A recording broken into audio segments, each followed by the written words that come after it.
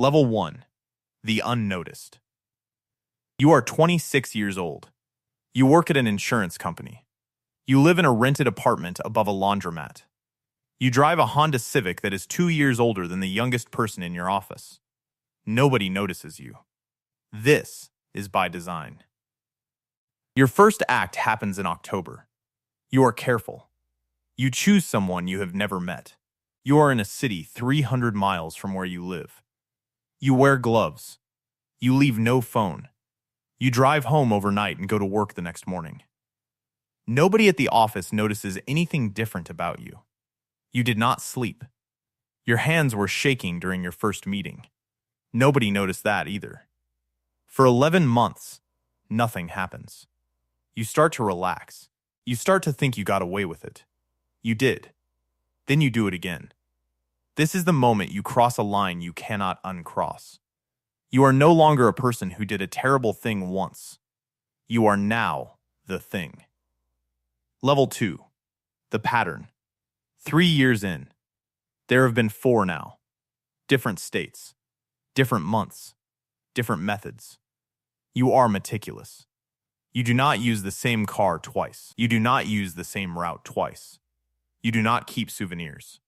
Then, one Tuesday morning, you see it in the paper. A small article in the Metro section. A retired FBI profiler has been consulted on 3 unsolved cases. He believes they may be connected. You read the article 11 times. Your name is not in it. Your face is not in it. There is no description of you. But someone, somewhere, has drawn a line between 3 of your acts. For the first time, you are aware that you are being thought about. That night, you cannot sleep. You keep hearing sounds outside your apartment. You get up 4 times to check the window. There is nothing there. You do not know it yet, but you will never sleep the same way again.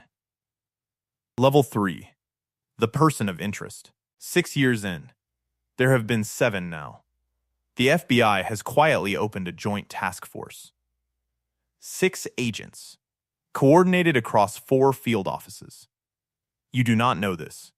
You know only that a detective from a city 2 states away visited your workplace last week. He was there for 2 hours. He interviewed 3 of your coworkers. He asked about a company retreat you attended 18 months ago. He did not ask to speak to you. This is worse than if he had. You spend the next 4 weeks going through every possible reason he might have been there. You review every credit card statement. You review every gas station receipt. You review your phone location history from the week of the retreat. You find something. A toll booth transaction that puts your car within 30 miles of one of your acts on the correct day. You panic. You call in sick to work for 2 days. You sit in your apartment with the blinds drawn. You cannot eat. Nothing happens. 6 months later, you find out the detective was investigating something else entirely. You do not feel relief. You have learned something important. The fear does not require actual danger. Level 4. The Ghost. 9 years in. There have been 11 now. You stopped for 18 months once. You thought you could. You could not. You have gotten more careful, not less. You now scout locations for months in advance. You use only cash. You have never owned a smartphone under your real name. You have started living 2 lives so separate that you sometimes forget details of one when you're inside the other. One evening, at a work happy hour, someone jokes about a serial killer profile they read in a magazine. Someone else jokes that it sounds like you. The whole table laughs. You laugh too. It is the correct response. You have practiced it. Later that night, alone in your car, you sit in the parking lot for 40 minutes before you feel safe enough to drive home. You are 38 years old. You have not felt joy in 9 years. You did not realize this was possible. Level 5. The Target. 14 years in. There have been 14 now.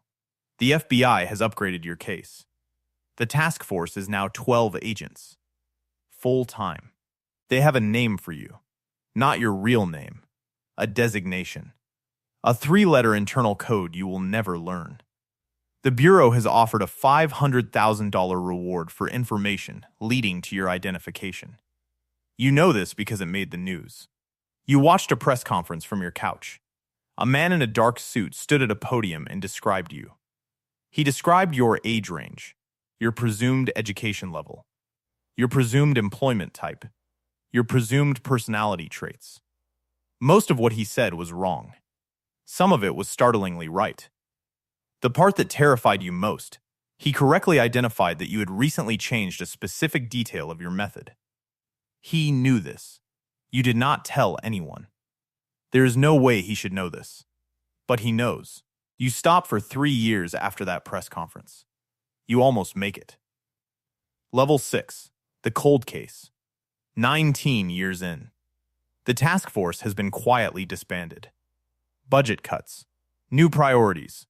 The lead investigator retired. His successor inherited 14 boxes of files and, respectfully, more urgent cases. Your file has been moved to the cold case unit. It sits in a metal cabinet in a basement in Quantico. You have not acted in 5 years. You are 45 years old. You have moved to a new state. You have a new job. You are engaged to a woman named Rachel. She works at a hospital. She has a 9-year-old son from her first marriage. He calls you Dad. You are, for the first time in 19 years, almost happy. You attend the boys' soccer games. You help him with homework. You cook dinner. You go to bed at 10 p.m. You wake up next to a woman who loves you. You have not been afraid in months. You have started to believe that the story is over. You are wrong.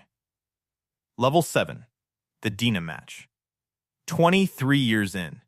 You are 49 years old. You are married. You have 2 children now. 1 biological. 1 stepson, still your son. One Sunday morning in October, your niece from your sister's side of the family sends a message in the family group chat.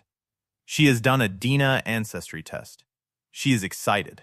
She has found 3rd and 4th cousins she never knew about. She has traced the family back to a small village in Ireland. You read the message. You reply with a thumbs up. You do not sleep that night.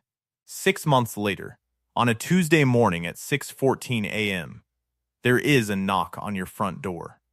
It is not the mail carrier. It is not a neighbor. It is 7 federal agents. 2 local detectives. A search warrant that took 4 months to obtain. They found you through a genealogy database. A distant cousin you have never met uploaded her Dina.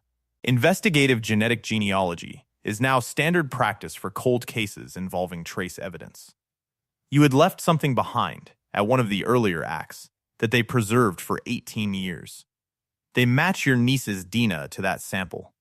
They trace her family tree backwards. They find you. You do not resist. You do not run. You had, on some level, been waiting for this Tuesday morning for 23 years. Your wife is standing in the hallway in her bathrobe.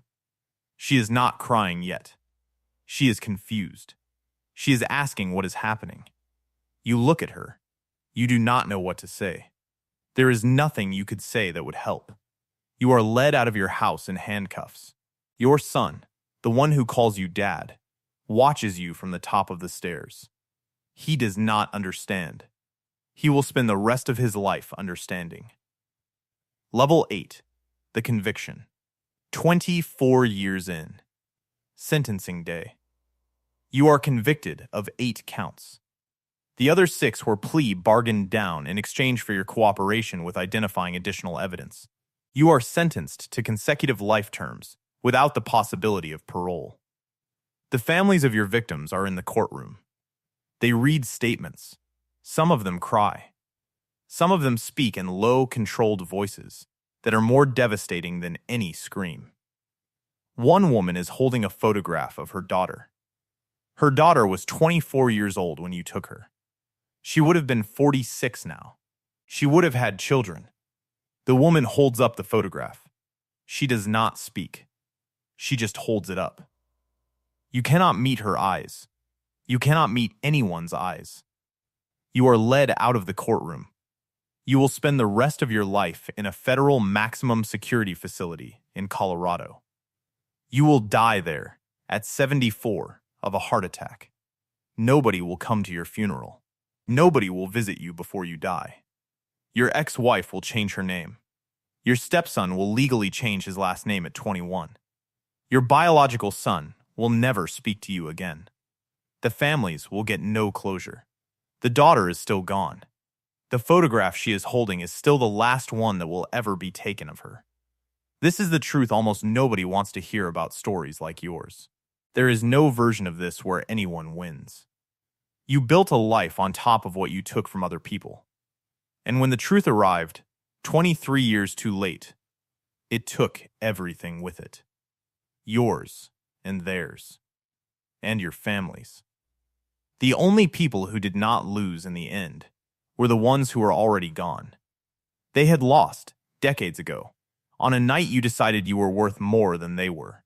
That was the only decision that ever really mattered. You spent 23 years pretending it wasn't.